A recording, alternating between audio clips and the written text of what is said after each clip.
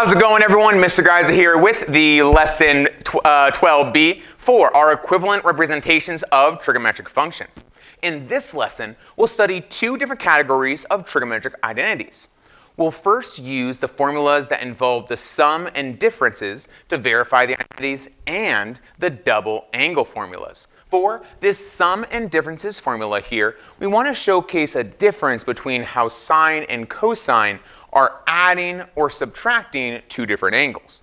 For sine's case, what's really happening is if we have sine of alpha plus beta is really equal to sine of alpha, the first angle, times cosine of beta, that second angle, plus sine of beta times cosine of alpha.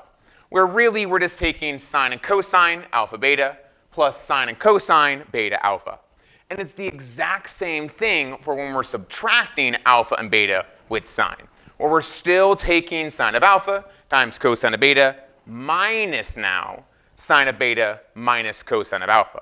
So we're really just taking both of those trig functions, multiplying them together, but we don't multiply the same angle in both cases. So it's not like sine and cosine of both alpha, sine and cosine of both beta. They're always different. This is different than cosine's case. Remember, cosine's odd. It's a weird kind of trig function where cosine of alpha plus beta is actually cosine times cosine of alpha and beta minus sine of times sine of alpha and beta. It's a weird backwards kind of combination. Luckily, the same backwards logic applies for the difference formula, where we have cosine of alpha minus beta is really just cosine times cosine of alpha and beta plus sine times sine of alpha and beta here. The last four formulas that we're looking to memorize is these double angle formulas. Luckily for us, sine as a double angle, where really we're just saying sine of u, where we want to double that u angle inside that argument. Sine of 2u is equal to 2 times sine of u times cosine of u. So we just give both of those trig functions, multiply them together, and we multiply it by 2. Cosine has three different identities for each other, where we have cosine of 2u is equivalent to almost that Pythagorean identity, where it's cosine squared minus sine squared this time.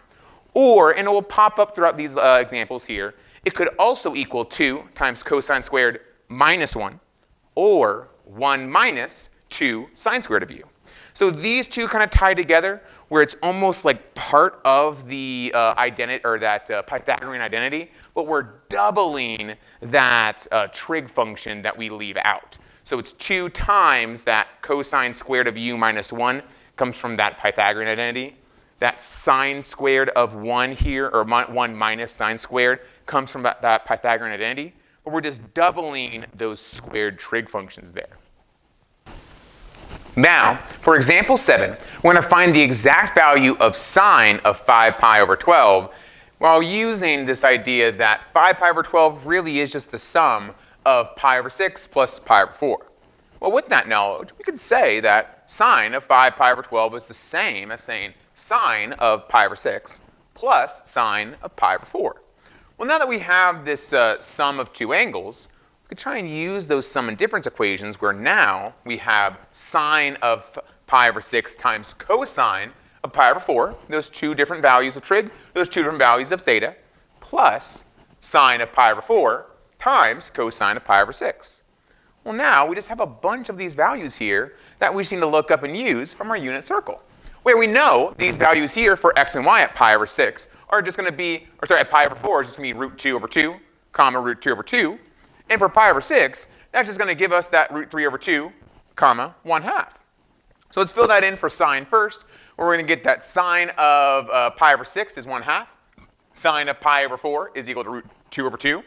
Bring in that cosine information here. With all these values here, let's just multiply straight across, where eventually we would get root 2 over 4, multiplying these two terms together, plus root 6 over 4. Let's just push that over a little bit, save a little bit of room. Since both of these luckily happen to have the same denominator, we can just add straight across root 2 plus root 6. And we'd get root 2 plus root 6 all over 4. Now, what we can do as well is simplify out this root 2 from both of those terms. Just as a reminder, just to simplify it out, we could say that this is just root 2 times 1 plus root 3 over 4. Now, for example 8, we want to find the exact value of cosine of 7 pi over 12, using the fact that 7 pi over 12 really is just pi over 4 plus pi over 3. With that, we can rewrite this equation here, where we have cosine of 7 pi over 12 is equal to cosine of pi over 4 plus cosine of pi over 3. With this, we can rewrite our sum of cosines where it is that odd kind of function where it's really just cosine times cosine here minus sine times sine here, but it's still both of those trig values. Now we just look up that information from our trig table or from our unit circle, and we already know what this pi over 4 is going to equal. It gives us that root 2 over 2, comma root 2 over 2, and we already know what this one, or pi over 3, equals. It's just 1/2, comma root 3 over 2. Since we're dealing with this cosine function, let's bring in the cosine first this time, and let's now bring in those sine values here. We just multiply straight across when we're multiplying two fractions, and we end up getting something very similar to this first problem here, where we get root 2 over 4 minus root 6 over 4. Let's just pop it over real quick there. And we can have this straight subtraction of the numerators here because we have the same denominator. So we have the same denominator. We can rewrite this here as root 2 minus root 6 over 4. Or we could undistribute a negative root 2 here from both of those terms. That kind of practice will help us out later on. Now, in general, for example 7 and example 8, this here is finished. These are our answers for these problems. But for those clever students, I want to see if you can notice a pattern between this cosine of pi equaling theta equals 7 pi over 12 and this sine where it was 5 pi over 12, and how similar our answers were, but our root 2 happens to be negative. I'd love for you guys to try and spot that pattern. But for example 9 now, we're given sine of pi over 2 minus x is equal to cosine of x. Notice that this equation here is actually one of those identities from the very, very beginning of Unit 3, where we were stating that cosine of x going to sine is really just pi over 2 minus that x value. Well, let's just drop that down real quick here. And now we have sine of pi over 2 equals x. And we know how to solve these here now. We can now prove from the original beginning of Unit 3 this proof here. Well, this is going to be a different or product of differences where we want to say sine times cosine of that first theta value of pi over 2 times x minus, because we're subtracting these values, sine times cosine of x times pi over 2. Well, let's bring up that unit circle again, and at pi over 2, our cosine is equal to 0, and sine is equal to 1. And really, whatever our x is here, it's just going to be multiplying to 0. So sine of x just equates to 0 here. It cancels out. And this left side, 1 times cosine of x, well, that's just 1 times anything. So we know, now we can prove that sine of pi over 2 minus x is equivalent to cosine here. Now, for example 10, we want to try and sketch out these alpha and beta values for the given information. For example 10, suppose that sine of alpha is equal to 4 over 5 for a quadrant 2 with that angle alpha. And sine of beta is equal to 1 over 2 for a quadrant 1 angle of beta. We want to find the exact values for each of these 4 following problems. Well, in the first part, we're given sine of alpha is equal to that 4 over 5. And really, we know that sine of any value is just that y over our hypotenuse. So we know that our y is going to equal to 4. We know our hypotenuse is equal to 5. For some students, they already know what that x equals. Where, if you don't, you could go through that process of just saying x, or any side, is just equal to the square root of our hypotenuse squared minus the other side squared. So in our case, we have hypotenuse squared minus y squared to solve for our x value.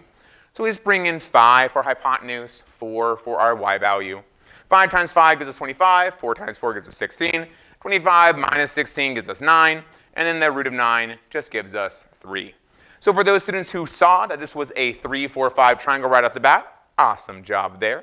And since we now have our x, our y, and our hypotenuse for this alpha angle, we can actually solve out part A here, where we're saying that cosine of alpha is just equal to x over our hypotenuse.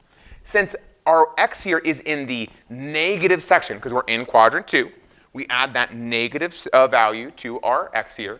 We need to use negative 3 over 5 here to showcase our cosine of alpha. Let's try that one more time for part B. Where part B, we're trying to find cosine of beta, and we're going to use this sine of beta equaling 1/2 to graph this second trig triangle. For this sine here of beta, we just know that's still equal to y over hypotenuse, so we can plot that trig triangle over to the right here, where hypotenuse equals to 2, our length here is equal to 1, and there's no clever way to try and find what this actually is here, though there is a solution for those clever students. We can still use that kind of mundane method of saying it's going to be equal to our hypotenuse squared minus our y squared, where we're going to plug in 2 squared minus 1 squared. We then say 4 minus 1 is then equal to root 3. Since this is equal to root 3, we're going to say x is equal to positive root 3, because we know we're still in the quadrant 1. For those students that noticed that this was a 30-60 triangle, beautiful work there. We now want to try and bring that information here into our cosine of beta, where we're just trying to find the x and hypotenuse for this problem here, where this gives us root 3 over 2. And if we're given that some cosine of beta is equal to root 3 over 2, there's just happenstance, we actually know what beta equals. Beta actually equals pi over 3 here. We know when cosine equals that pi 3. This isn't really needed, just a little side note here. For part C, we now want to try and solve out cosine of alpha plus beta here.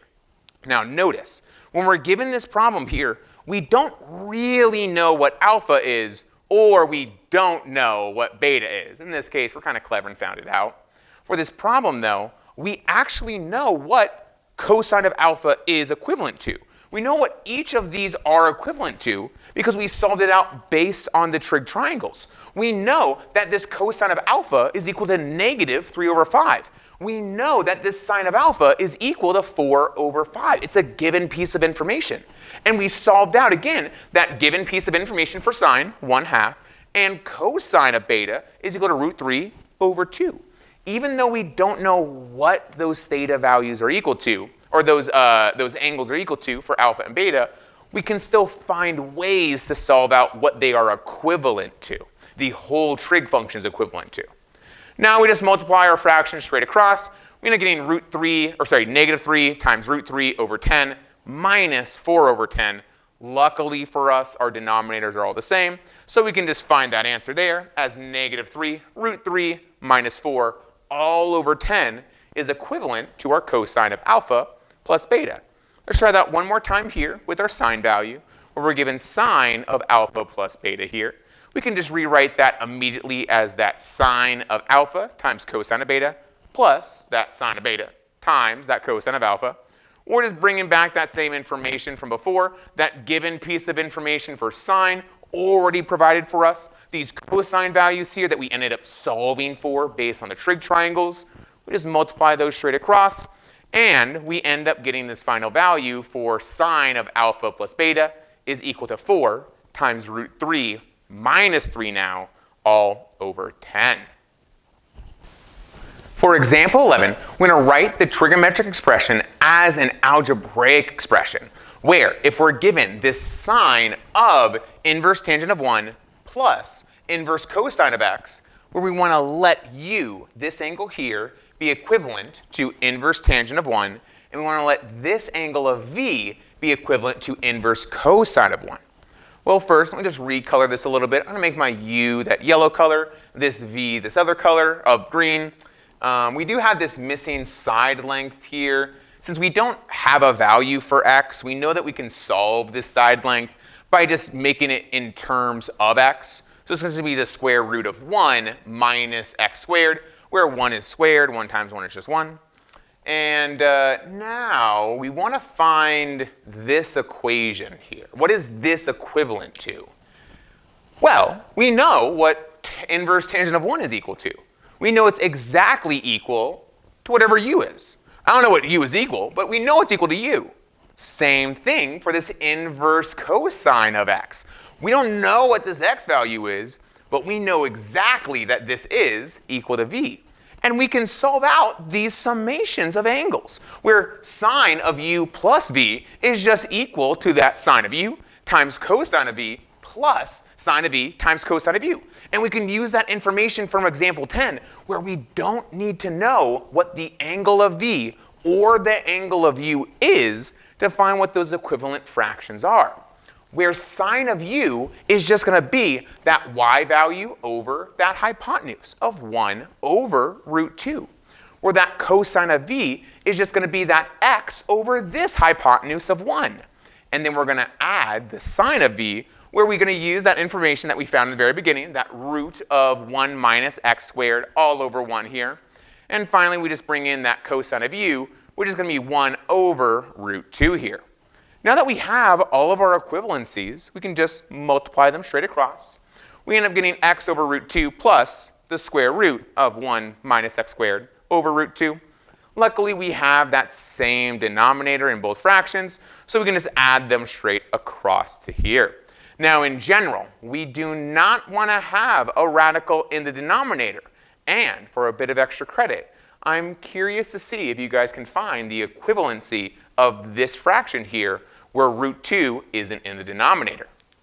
Anyways, let's look at example 12, our final example of the day, where we want to find the exact values of sine 2 theta and cosine 2 theta using that double angle formulas.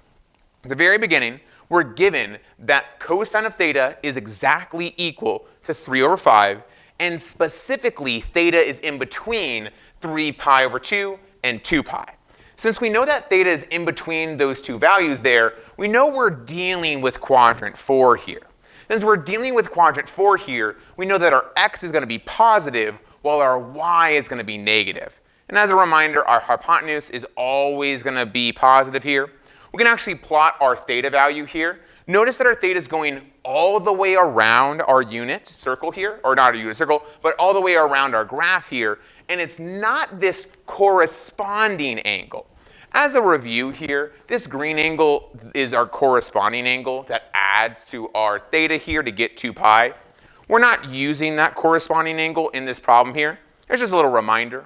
Well, now we can start bringing in some values here when we know 3 is equal to x, our h is equal to 5, and we should be able to see that this is going to be our 3, 4, 5 triangle, but we need to make our 4 negative because we're going down in this case. Now, our goal for this function, our goal for this problem, now that we have this trig triangle, is to specifically solve this sine of 2 theta and this cosine of 2 theta. We can write their equivalencies, where sine of 2 theta is equal to 2 times sine theta times cosine theta. And again, we don't know what that theta is, but we can still make that equivalent fractions where we know sine of theta is going to be that negative 4 over our hypotenuse, and cosine of theta is going to be that 3 over that 5. So now we can just multiply everything across, multiply those fractions first, and we get that negative 12 over 25 multiplied by 2, and we can say that sine of 2 theta is exactly equal to negative 24 over 25. Now this double theta here is somewhere else on the graph. It's not here. It's where its second theta value is. And we'll look at that in a second. We take a look here at cosine of 2 theta. We have those 3 options, or those 3 equivalencies for cosine of 2 theta. In this case, I'm personally going to use the cosine squared times 2 minus 1 here. I can use any 3 of those, but I just want to use one of them to showcase that when we have these squared trig functions here, we still treat them the same as we did before, where we're just solving out that cosine squared of theta is still equal to 3/5 squared. We're squaring that answer, so we know that cosine squared of theta really is equal to 9 over 25. We multiply that by 2 to get 18 over 25. We subtract 1. We do need to manipulate that 1 just a little bit so it's over 25. Really, it's just 25 over 25. And now that we can subtract them all the way, we get cosine of 2 theta is equal to negative 7 over 25. Now this is where we finished the problem here, but as a little bit of a side note, since we can see that cosine of 2 theta and sine of 2 theta are both negative values, we happen to know that this 2 theta falls somewhere in quadrant 3. Thank you very much for joining me in this Lesson B video for our topic 12. If you have any questions at all, please leave them in the comments down below. And I look forward to seeing all of you guys in class. Take care.